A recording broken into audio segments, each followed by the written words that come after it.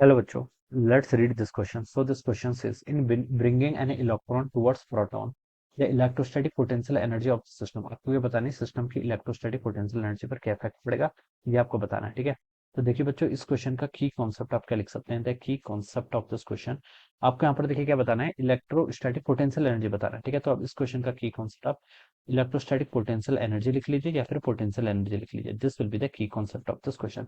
Potential energy देखिए बच्चों हम कैसे डिफाइन करते हैं, तो कोई भी दो चार्ज पार्टिकल होते हैं, उनके बीच में अगर इंटरेक्शन हो रहा है तो पोटेंशियल एनर्जी होती है आपकी K times Q1 Q2 by R के इक्वल। ठीक है, this is a potential energy. ये किसका फॉर्मूला होता है आपका पोटेंशियल एनर्जी का। ठीक है, के Q1 Q2, के आपका देखिए इलेक्ट्रोस्टैटिक कांस्टेंट, इसको मैं 1/4 पाई एप्सिलॉन नॉट लिख सकता हूँ। ठीक है, इलेक्ट्रॉन एंड प्रोटॉन, इलेक्ट्रॉन का चार्ज देखिए क्या होता है प्लस, सॉरी प्रोटॉन का चार्ज प्लस ई होगा, इलेक्ट्रॉन का चार्ज कितना होगा minus E, divided by R, R के इनके बीच के सेपरेशन, तो ये हो जाएगा आपका देखिए minus E square divided by 4 pi epsilon naught are.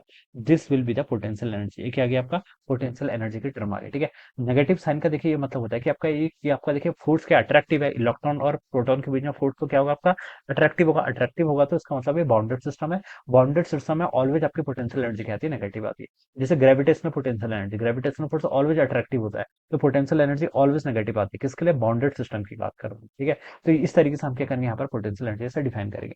अब क्वेश्चन बोल रखा है कि in bringing an electron towards proton. ठीक है, यानी कि एक दूसरे के पास ला रहे, तो बच्चों आपका आर क्या करना चाहिए, डिक्रीज करना चाहिए।